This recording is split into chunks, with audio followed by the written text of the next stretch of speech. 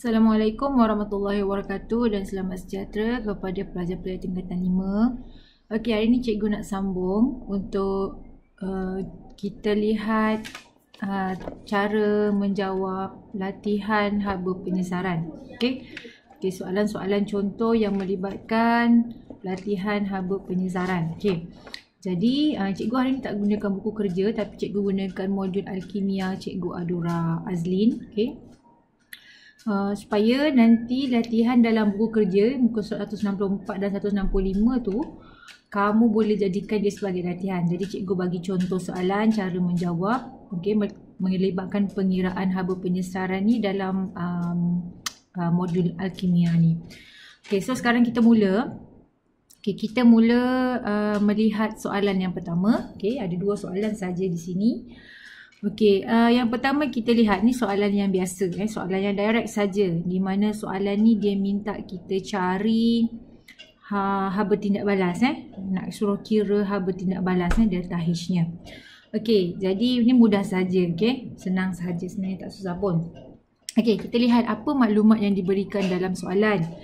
Yang pertama sekali dia berikan apa? Dia berikan larutan argentum nitrat. Diberikan kat sini argentum nitrat AgNO3. Okay, argentum nitrat. Kemudian diberikan suhu awal bagi argentum nitrat ni iaitu 29.5. Seterusnya ialah suhu tertinggi selepas campuran. Selepas bahan argentum nitrat ini dicampurkan dengan kuprum. Okey, selepas dicampur dengan kuprum dia menjadi 33.1. Okey, so itu ialah antara maklumatnya. Dan okey, diberikan maklumat tentang jisim. Okey, jisim bagi kuprum kat sini ialah 1 gram diberi. Kemudian isi padu larutan argentum nitrat. Isi padu larutan argentum nitrat dia punya kepekatan ialah 0.1 mol desimeter padu iaitu 100 cm padu. Okey. Jadi, dekat sini itu ialah maklumat-maklumat penting yang kamu kena tahu, ambil tahu, yang kamu kena cari dalam soalan supaya kamu memudahkan kamu untuk menjawab soalan. Okey, seterusnya kita lihat penyelesaiannya. Okey, daripada maklumat yang diberikan, okey, so cikgu takkan scroll ke atas lagi sebab cikgu anggap kamu dah tahu maklumat-maklumat tu. Okey, maklumat yang diberikan ialah isi padu larutan. Okey, isi padu larutan. Bagi apa ni? Isi padu larutan bagi argentum nitrat ialah 100 cm padu. Okey. Jadi, bila diberikan 100 cm padu isi padu larutan, jadi okey, kita dah belajar tentang anggapan kan?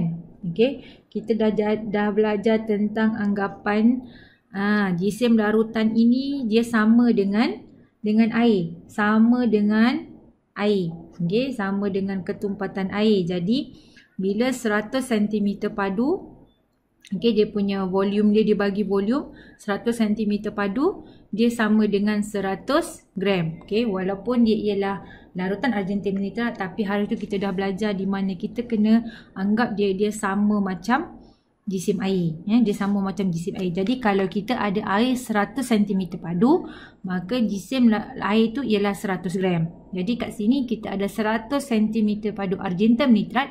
Jadi jisim larutannya ialah 100 gram. So itu yang kita dah belajar awal dulu untuk apa anggapan yang kamu ataupun anggapan ataupun andaian yang kamu kena kamu kena tahu dan kamu dah diajar. Okey. Alright, kemudian kat sini kalau kita lihat ke atas tadi kan dia ada bagi jisim kuprum. Tapi jisim kuprum ni sebenarnya tak perlu pun ditambahkan. Okey, kita hanya ambil isi padu larutan sahaja sebagai jisim larutan. Okey. Okey, so itu cikgu harap kamu jelas. Tak perlu ambil jisim. Sebab tu kalau jisim bagi kuprum tak diberi pun tak apa sebenarnya. Sebab kita hanya ambil jisim bagi bagi larutan. Okey. Jadi, okey, kemudian seterusnya. Okey, cikgu next terus pergi pada perubahan suhu. Okey, perubahan suhunya yang ni.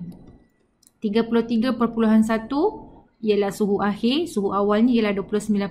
Jadi perubahan suhu selepas ditambahkan dengan kuprum dia menjadi 3.6. Okay, so kamu dah ada semua maklumat. Okay, so kamu dah ada maklumat, so dah boleh mula kira. So pengiraan dia menggunakan formula Q sama dengan MC theta, ataupun kalau kamu lihat dalam buku kerja kamu, dia gunakan H. Dia gunakan H, dia tak gunakan Q. Tapi itu sama saja. Tak ada masalah lah. Gunakan H ke gunakan Q, tak ada masalah. Okay, H sama dengan MC theta kan. Alright, itu ialah formula. Jadi M kita dah tahu. M ialah jisim bagi larutan 100. 4.2 ini ialah muatan haba tentu tadi. Yang kita dah belajar dulu. Sorry, bukan tadi yang hari tu kita dah belajar. Kita tahu muatan haba tentu bagi larutan ini sama. Kita perlu anggapkan dia sama macam muatan haba tentu bagi air. So 4.2 Joule per gram per darjah Celsius. Dan seterusnya ialah perubahan suhu, iaitu 3.6 ni yang kita kira di atas tadi. Okay, bila kamu guna kalkulator, kamu akan dapat jawapan dia 1512 Joule, 1512 Joule. Kalau kamu tukarkan dia kepada kilojoule, kamu akan dapat 1.512 kilojoule. Ini senang saja bagikan dengan 1000. Okay, so senang. Seterusnya, kita nak kira apa? Bila ada satu lagi formula kan, iaitu formula nak kira haba penyesaran. Tadi ialah kira dia punya perubahan haba. Okay, so ini ialah haba penyesaran. Haba penyesaran perlukan apa? Soalan untuk mengira haba penyesaran dia perlukan apa? Yang pertama perubahan haba ataupun Q ataupun H. Dan yang kedua ialah dia perlukan bilangan mol ataupun molnya kan. Okay, so dia perlukan molnya. Nak kira mol macam mana? Kita gunakan formula. Ini formula yang kamu dah belajar semasa kamu berada di tingkatan 4. MV per 1000. M-nya apa? M-nya ialah dia punya kepekatan dia tadi kan. Dekat atas dia dah berikan 0.1. Okay, darabkan dengan 100. Ini ialah dia punya volume dia. Dan ini ialah 1000. Per 1000. Okay, supaya dia jadi 0.01 mol. Kamu dah belajarlah MV per 1000. Okay, MV per 1000. Okay, so yang ni kamu dah belajar. Okay, so kamu dapat 0.01 mol. Ni formula lah ni formula. So kamu dah belajar semasa kamu di tingkatan 4. Okay, cikgu percaya kamu masih ingat lagi. Next, kita pergi pada kita nak jawab, kita mesti tahu. Yang ni kamu mesti strong, iaitu tahu macam mana nak buat persamaan tindak balas. Persamaan tindak balas ni ialah tindak balas antara apa? Antara kuprum, okay, dengan argentum nitrat menghasilkan kuprum nitrat dan juga logam argentum. Yang ni ialah tindak balas penyesaran. Kamu mesti ingat tindak balas penyesaran dalam siri yang berada di atas boleh sesarkan yang di bawah. Okay, so itu ialah penyesaran. Yang bawah ni, saya rasa kamu tahu ini ialah persamaan ionnya kan. Bawah ni ialah persamaan ionnya. So tak ada masalah kat situ. Okay, jadi sekarang kalau kamu tengok, okay, kita dah tahu tadi kita dah kira. Okay, kita dah kira di mana kita dapat molnya. Berapa mol yang kita dapat?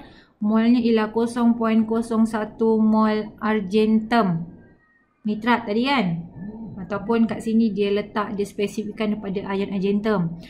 Okey, 0.01 mol ion argentum disesarkan dan menghasilkan 0.01 mol logam argentum. Ataupun macam yang cikgu biasa ajar kamu. Okey, yang biasa cikgu ajar kamu macam mana?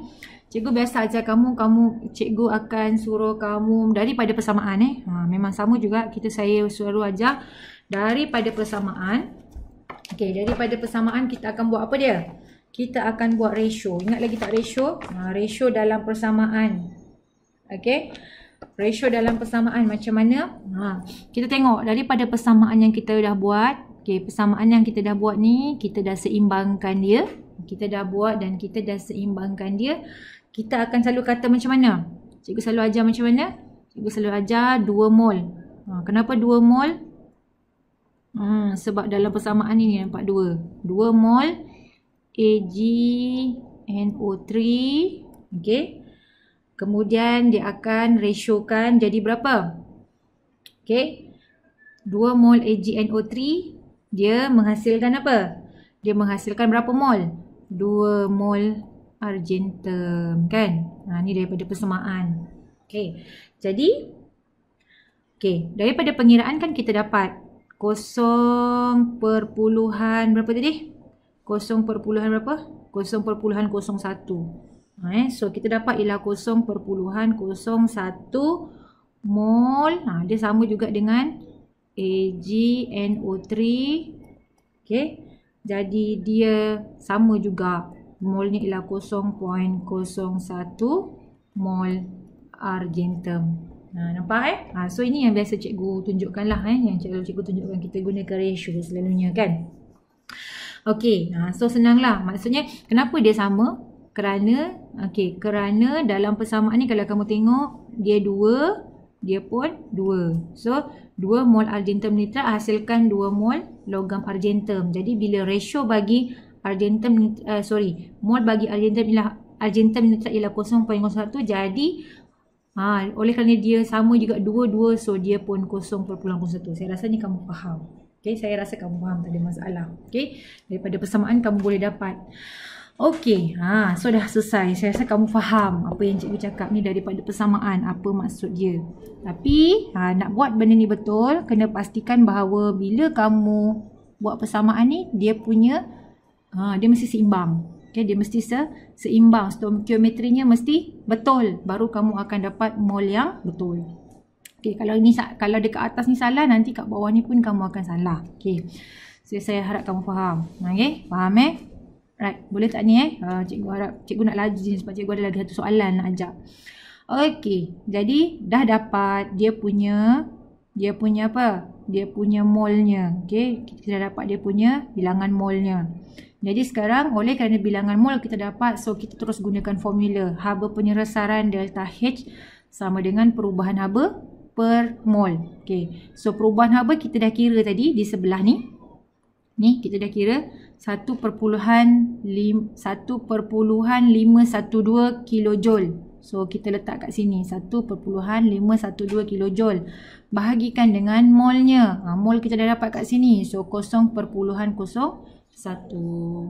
Dan kamu ambil kalkulator, kamu kira. So kamu akan dapat 151.2 kilojoule per mol.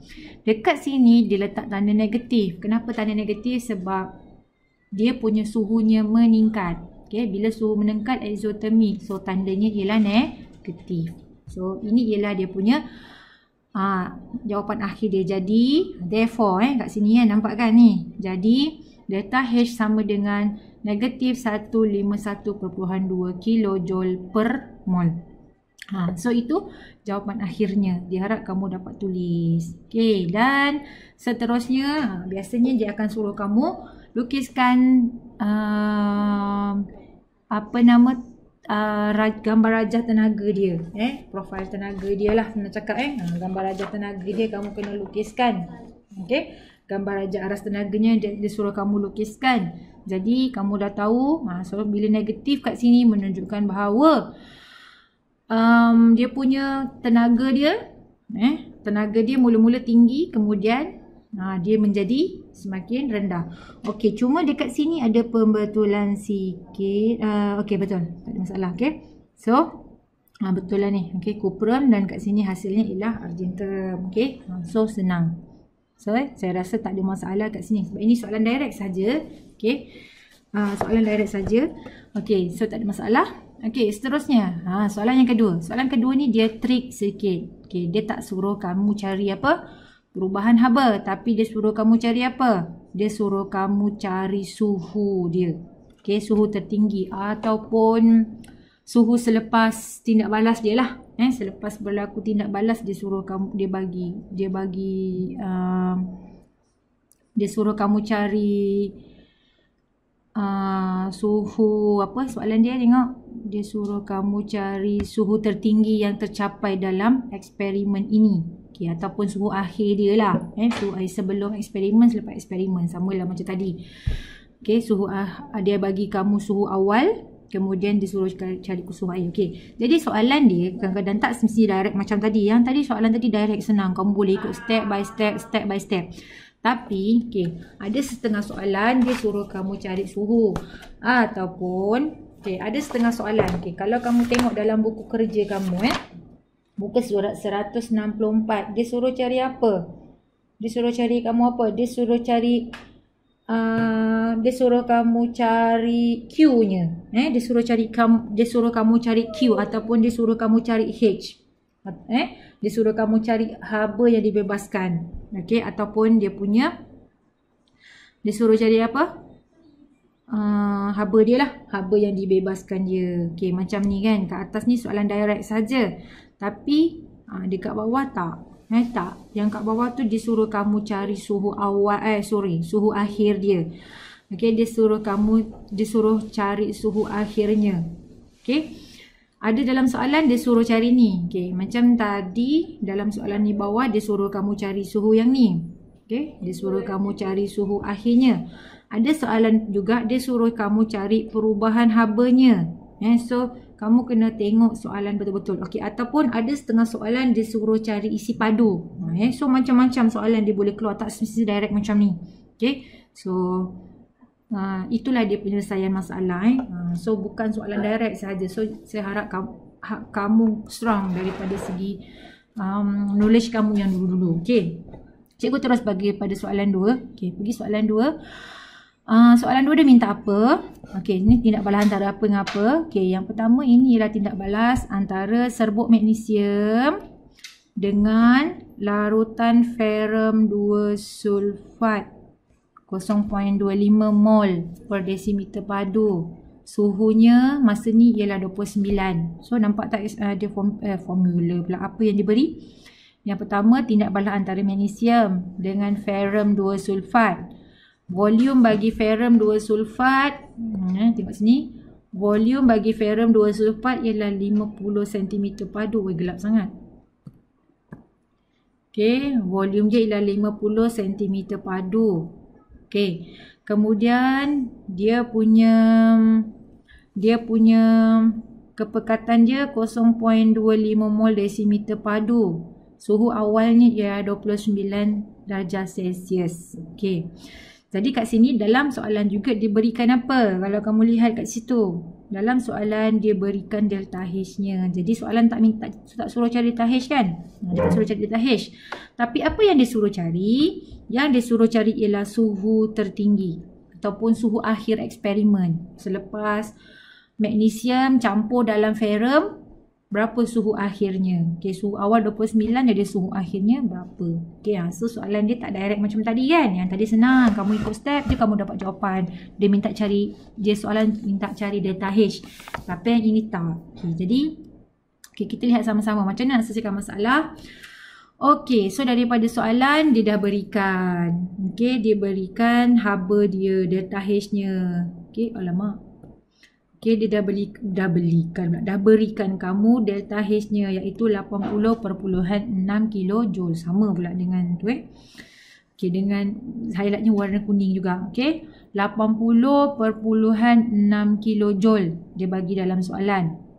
Okey, tapi soalan nak apa? Nak suhu tertinggi. Okey. Jadi dalam soalan ni kalau kamu tengok dia tukarkan dahulu daripada kilojoule menjadi joule. Nampak? Jadi bila tukar kepada joule jadi 80,600 joule. Okey. Daripada sini itu kita dah dapat itu ialah pengolahan informasi yang pertama, maklumat yang pertama. Okey, yang kedua, kita kira apa? Kita kira dia punya molnya. Hitung mol bahan. Okey, hitung mol bahan dia. Gunakan apa? Sama juga mv per 1000. Dia punya M apa? 0.25. Kita dapat daripada soalan. Volumenya 50. Ingat, magnesium ada jisim tapi dia tak diambil kira jisimnya.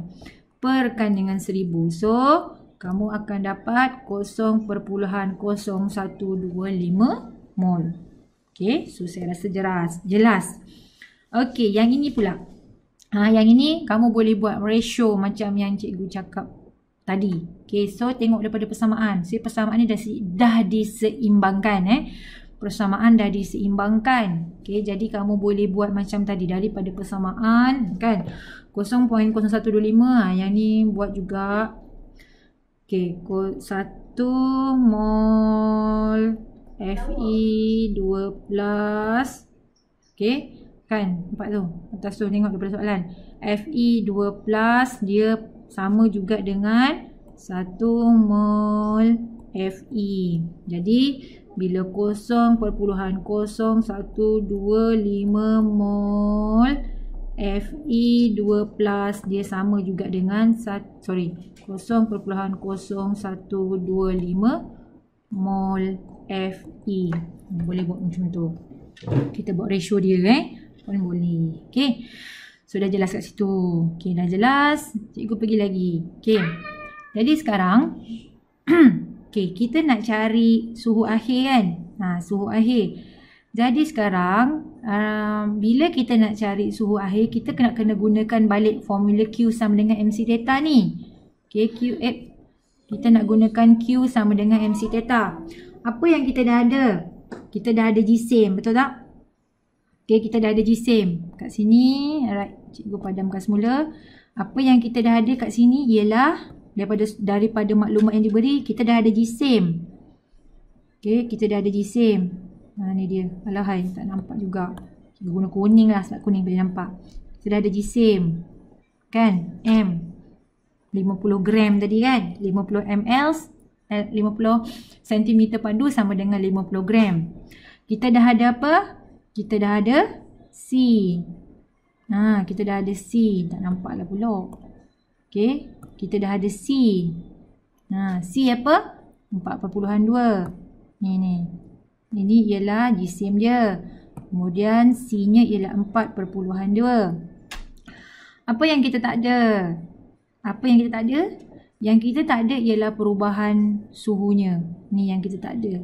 Sekejap, cikgu nak bulatkan dia. Yang kita tak ada ni. Okay. Yang kita tak ada itu.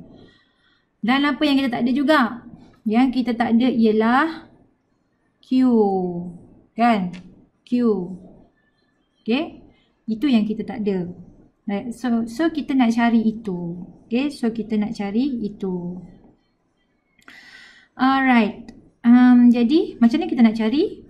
Nak cari kita macam ni, cerita dia macam reverse Kalau tadi daripada Q sama dengan MC theta, kita pergi kepada Q sama dengan MC theta, lepas tu kita pergi pada H semua kan.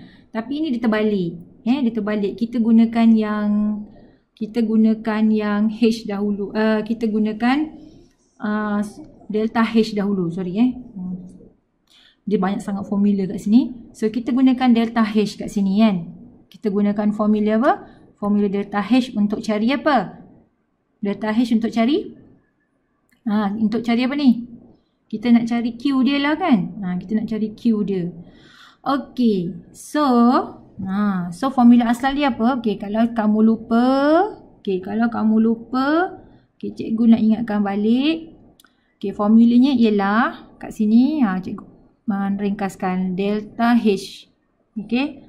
Delta H sama dengan Q per N.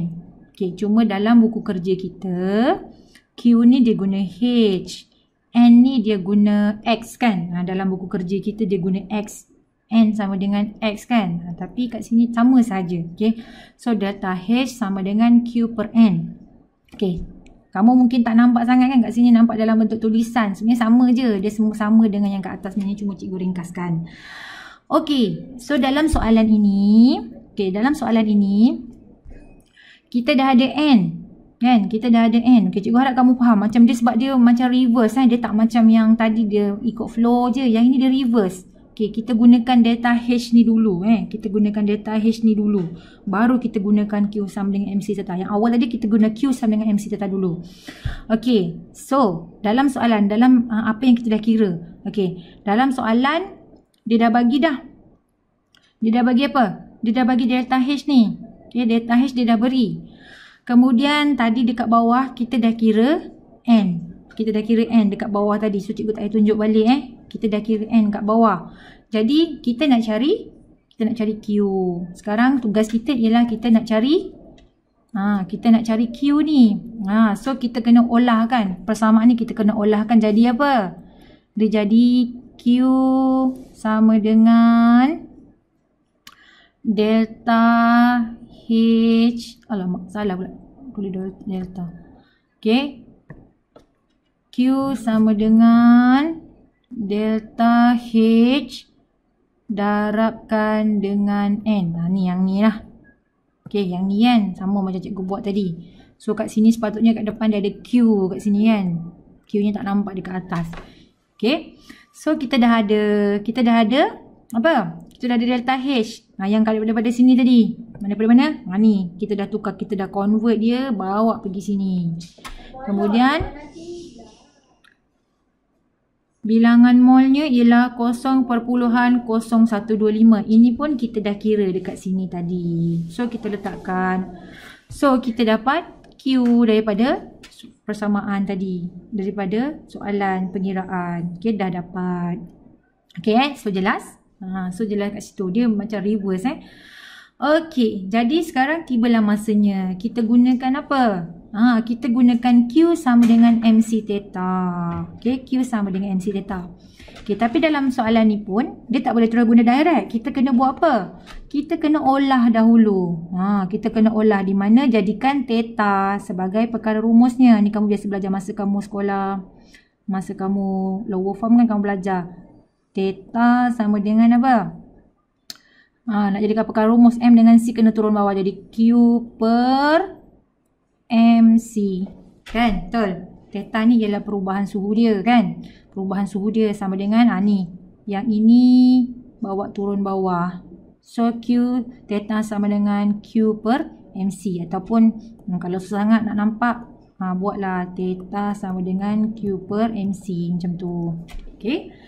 So, masukkan maklumat. Q-nya apa? Q-nya kita baru kira tadi di atas ni. Ni yang kita baru kira tadi. Q-nya kat sini. So, bawa masuk dalam sini. Okay. Kemudian, jisim 50. Ni jisim dia. Okay. 50 cm padu sama dengan 50 gram. Dan darabkan dengan muatan haba tentu. So, kamu akan dapat suhunya. Perubahan suhu ialah 48 darjah Celsius. Okay, belum habis lagi. Sebab ini kita baru dapat perubahan suhu. Okay, so jadi nak dapat suhu tertinggi dia, suhu awal campur dengan perubahan suhu. So, kita tahu suhu awal ialah 29.0. Perubahan suhunya dia meningkat 4.8. Jadi, suhu akhir ialah 33.8 darjah Celsius. So, itu ialah pengiraan. Kalau kamu nampak dia reverse. Kalau awal tadi kita gunakan Q sama dengan MC theta dulu, baru kita gunakan delta H sama dengan Q per N kan. Tapi yang ini kita guna dulu delta H sama dengan Q per N, baru kita gunakan MC theta dan kita dapatkan perubahan habanya. Okey, so cikgu bagi dua contoh. Okay, cikgu nak kamu selesaikan soalan muka surat 164 dan 165. Ada 3 soalan. Soalan 1, example 1, example 2, example 3. Example 1, example 2 dan exercise. Cikgu sengaja suruh kamu buat di rumah. Dan cikgu nak kamu hantar dengan cikgu. Okey, semua tolong PM. Dengan cikgu dah siap, dah buat, tolong hantar. Okey, sekiranya ada apa-apa masalah boleh PM cikgu. Okay, so itu saja untuk hari ini. Kita akan jumpa lagi minggu depan untuk pelajaran yang seterusnya. Okay, terima kasih. Assalamualaikum. Selamat sejahtera, selamat belajar, selamat berjaya.